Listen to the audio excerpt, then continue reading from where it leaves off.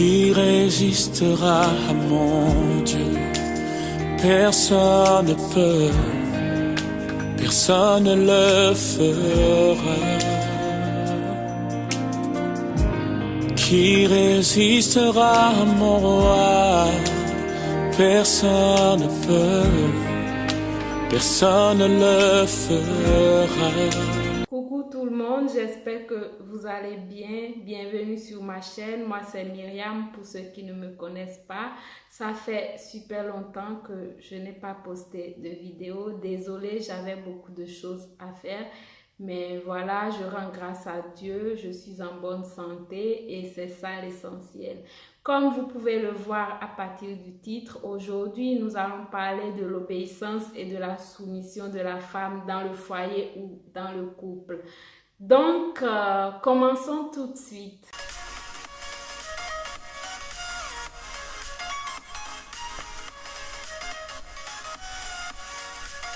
Avant de vous donner mon point de vue personnel sur le sujet, je voudrais vous dire que j'ai fait un petit sondage pour savoir ce que pensent les gens de mon entourage. Je ne vais pas donner les noms de ces personnes que j'ai questionnées, mais je vais juste les appeler par des lettres. Donc, excusez-moi si j'abaisse de temps en temps la tête, mais j'ai mon ordinateur tout juste là en bas. Donc, ne vous inquiétez pas. Bon, commençons par P. P m'a répondu, c'est une bonne chose et depuis la nuit des temps et surtout en Afrique, la femme se doit d'être soumise et obéissante vis-à-vis de son homme. Il n'y a même pas de débat à cela. C'est clair. Ensuite, C m'a répondu, c'est un sujet très large. Pour moi, l'homme et la femme doivent s'obéir et se soumettre réciproquement. Pas de différence à cela.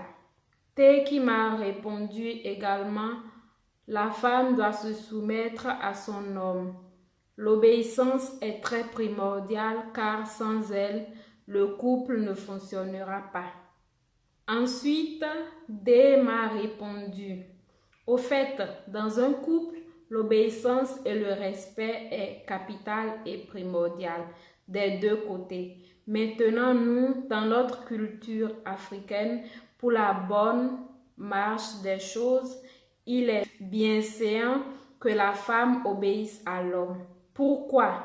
Parce qu'en toute organisation humaine, et ça commence déjà à partir de deux personnes, il faut toujours un responsable auquel le reste doit une certaine soumission relative.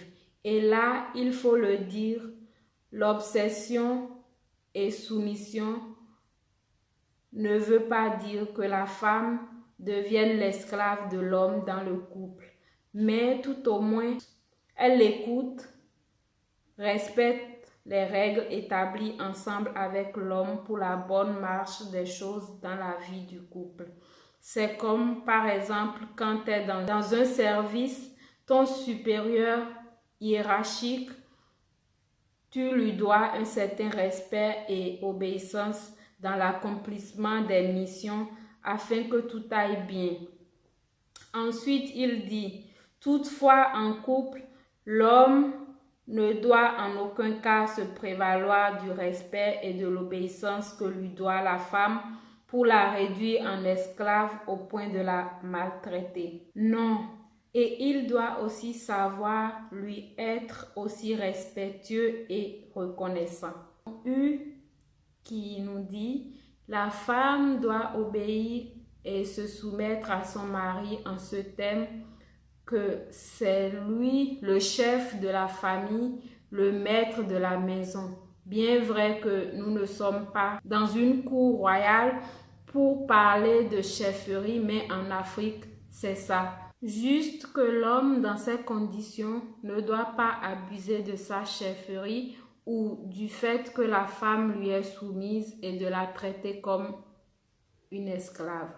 Obéissance et soumission de la femme veut dire que les deux se penchent sur des décisions et questions du couple, mais la décision finale revient à l'homme.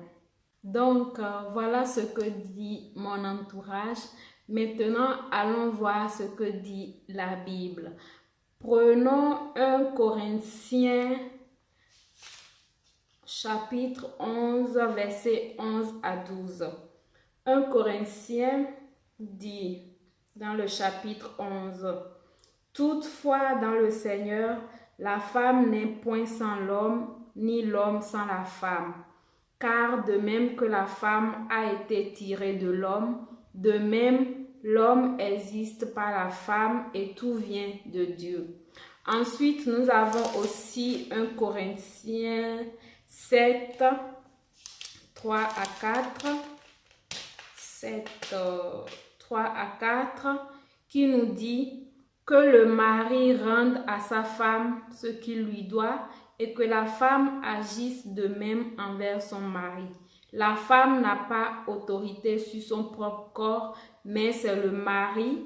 Et pareillement, le mari n'a pas autorité sur son propre corps, mais c'est la femme. Donc, la Bible nous dit que la femme a été tirée de l'homme, mais l'homme aussi ne peut pas vivre sans la femme, ce qui signifie que l'homme et la femme se complètent.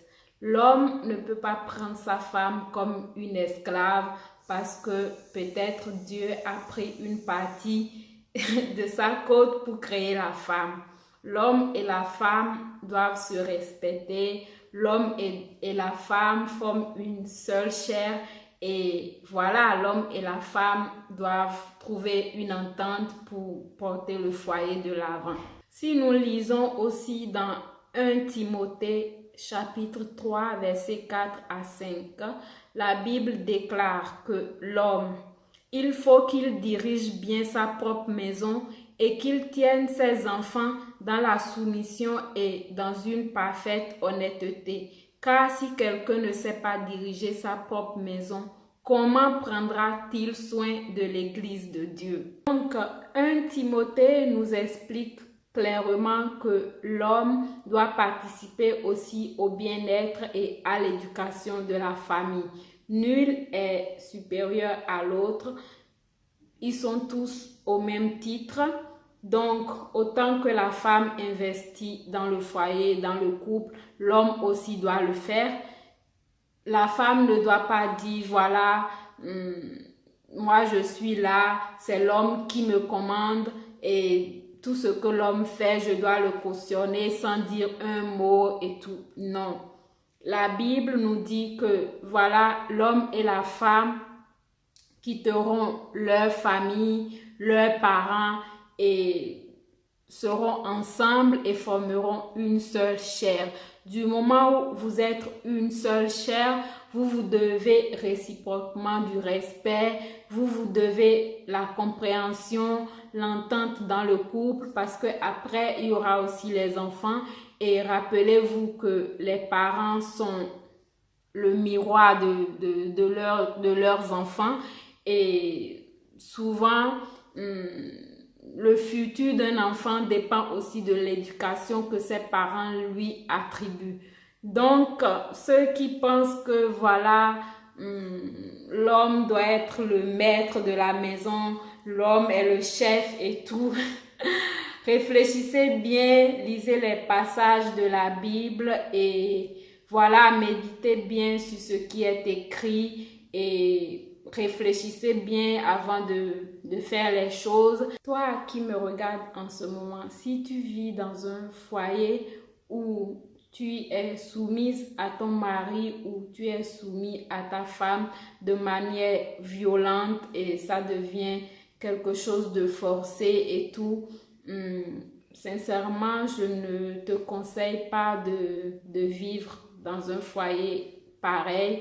Cherchez un point d'entente. Je ne dis pas de quitter ton mari ou de quitter ta femme, mais cherchez un point d'entente, retournez à la base et voilà, cherchez ce qui cause les problèmes dans votre foyer, cherchez ce qui crée les problèmes dans le couple et trouvez des solutions. Et grâce aussi à la Bible, vous pouvez y arriver parce que, bon, Dieu nous a donné toutes les armes possibles et souvent nous négligeons cela, mais il faut qu'on mette Dieu au premier plan dans notre vie pour résoudre nos problèmes. Donc, je sais que tout le monde ne croit pas en Dieu, tout le monde ne croit pas à tout ce que je dis, mais moi, je ne suis pas là pour obliger les gens à se convertir ou à changer de religion ou quoi que ce soit. Moi, je suis là pour partager, pour dire ce qui est dans mon cœur et pour dire ce que Dieu m'inspire. Donc, voilà. Maintenant, pour mon point de vue personnel, je sais que vous attendez ça depuis le début de la vidéo. Moi, personnellement, je pense que la femme doit respecter son mari, mais également le mari doit respecter sa femme.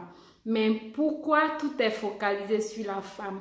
Ok, c'est parce que Dieu a doté la femme d'une sagesse, d'une intelligence que vraiment l'homme n'a pas vraiment la patience pour apprécier certaines choses. Il n'a pas souvent le discernement pour voir certaines choses.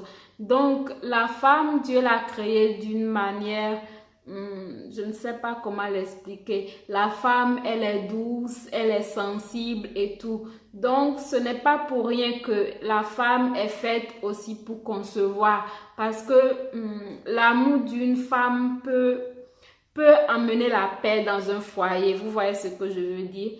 Donc, quand ton mari a des comportements bizarres, ton mari fait des choses que tu ne supportes pas, c'est à toi d'analyser son comportement, c'est à toi de toucher son point faible et de savoir comment l'aider à sortir de cette situation, comment l'aider à sortir de cette bulle où il se cache. Parce que souvent, dans les foyers, les hommes ont aussi des problèmes, mais ils n'en parlent pas forcément avec leur conjointe, mais c'est aussi par orgueil au fait. Mais un homme qui a à ses côtés une femme qui le comprend, une femme qui l'aide toujours à résoudre ses problèmes, il a plus confiance en soi et il a confiance aussi à sa femme et il sait qu'il a toujours le soutien et tout. Donc, ça part aussi de là. C'est de là que le foyer avance. La femme a un grand rôle dans le foyer, pour vous dire. Parce que, voilà, c'est comme ça, c'est la nature. C'est Dieu qui nous a créés comme ça et nous ne pouvons rien faire. Mais sachez que, voilà, la femme ne doit pas être soumise à son mari de manière violente parce que peut-être ton mari, vous êtes ensemble et il t'oblige à avoir des rapports sexuels par exemple et tu es obligé de te soumettre parce que tu veux lui faire plaisir. Ça par exemple, c'est pas un truc auquel la femme doit être soumise. Absolument non. Ou bien encore, ton mari rentre du boulot, il te tabasse parce que peut-être il a des soucis et tout. Il te tabasse pour aucune raison et tu es là, tu cautionnes, tu es là, tu acceptes et tout. Ça, par exemple, on ne peut pas l'accepter. Donc, je ne veux pas que la vidéo soit trop longue. Je vous ai dit ce que moi j'en pense. En tant que femme, je peux me soumettre à mon mari par amour, mais je ne peux pas accepter que mon mari, par exemple, me tabasse. Mon mari m'oblige à avoir des rapports sexuels quand je ne veux pas. Ou bien, il a toujours le dernier mot dans la maison et tout. Non. Nous devons prendre les décisions ensemble. Et voilà quoi. Donc, c'est la fin de cette vidéo. J'espère qu'elle vous a plu. Dites-moi ici dans les commentaires ce que vous en pensez. et ça fait plaisir, c'est toujours un partage. Donc, j'aimerais bien lire vos commentaires pour savoir ce que vous en pensez aussi. Et on se dit à la prochaine dans une nouvelle vidéo. N'oubliez pas de vous abonner et cliquer sur la cloche pour ne pas manquer les prochaines vidéos. Je vous envoie de gros bisous et à la prochaine. Qui résistera à mon roi? Personne ne peut, personne ne le fera.